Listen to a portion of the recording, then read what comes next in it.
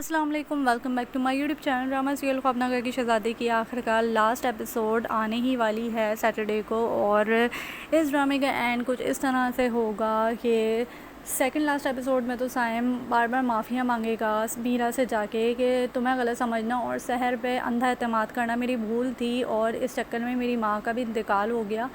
और लेकिन मैंने तुम्हारी बात को समझा नहीं, तुमने बहुत कोशिश करी मुझे बचाने की उस शहर से, लेकिन मैंने तुम्हारी एक नहीं सुनी। अब मैं इस बात पे बहुत ज़्यादा शर्मिंदा हूँ, प्लीज़ मुझे एक मौका दो।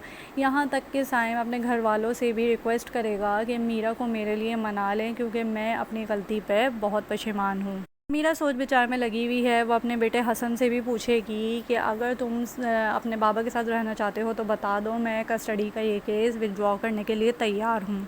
लेकिन हसन साफ कह देगा कि मुझे आपके साथ रहना है, या फिर वो कहेगा कि मुझे आप दोनों के साथ रहना है।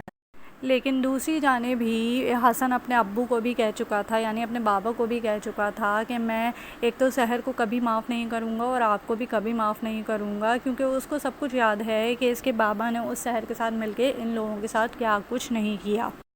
दूसरी जानिब सहर का और उसके अब्बा का अंजाम ये होगा, सहर का होगा बदतरीन अंजाम, और सहर अपनी शिकस्त बर्दाश्त नहीं कर पाएगी, क्योंकि उसने फुल प्लानिंग कर रखी थी कि अब तो सब कुछ लूट चुकी हूँ मैं और बस अब मुझे ऐश ही करना है साइम की ज़िंदगी से निकाल के।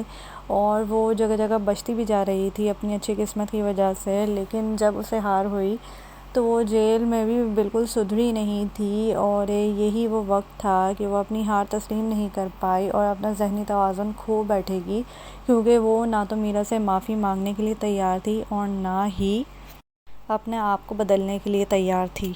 और यूं सहर को पागल खाने में शिफ्ट कर दिया जाएगा जेल से, और वो अपनी बाकी की ज़िंदगी पागल खाने में ही गुजारेगी। इसके साथ ही सहर के अब्बा को कुछ सालों के लिए धोखाधड़ी के केस में जेल हो जाएगी, लेकिन वो बाद में रिहा हो जाएगा। सबसे बड़ी सज़ा तो सहर को ही मिलेगी। इसके अलावा समीना और उसके शौहर का क्या होगा? समीना की सास को समीना की वो रिपोर्ट मिल जाएगी जो इसने अपने शौहर और अपनी सास से छुपाई थी, यानी कि समीना माँ नहीं बन सकती। वो रिपोर्ट सास के हाथ लग जाएगी और इस तरह से ये मामला भी इसके शौहर को पता चल जाएगा। दोनों एक दूसरे से शर्मिंदा होंगे, क्योंकि दोनों ही एक दूसरे को धोखा दे रहे थे और एक दूसरे को छोड़ेंगे भी ये नहीं, क्योंकि ये दोनों ही एक जैसे हैं और एक दूसरे को ये दोनों ही डिज़र्व करते हैं। इसके अलावा मीरा समीना को सबूत फ़राहम करने के लिए इनाम के तौर पे इसके शौहर के इलाज के लिए पेशकश करेगी और कहेगी कि मैं इसका इलाज करवाने के लिए तैयार हूँ। जितने भी पैसे लगेंगे ऑपरेशन में, इसकी टांग में रॉड लगने के लिए, वो मैं दूँगी और तुम्हारा शौहर थोड़ा बहुत चल फिर सकेगा। और यूँ समीना को वक्त पे अकल आने पर अपना इनाम मिल जाएगा और उसका शौहर फिर से थोड़ा बहुत सहारे के साथ चल फिर सकेगा।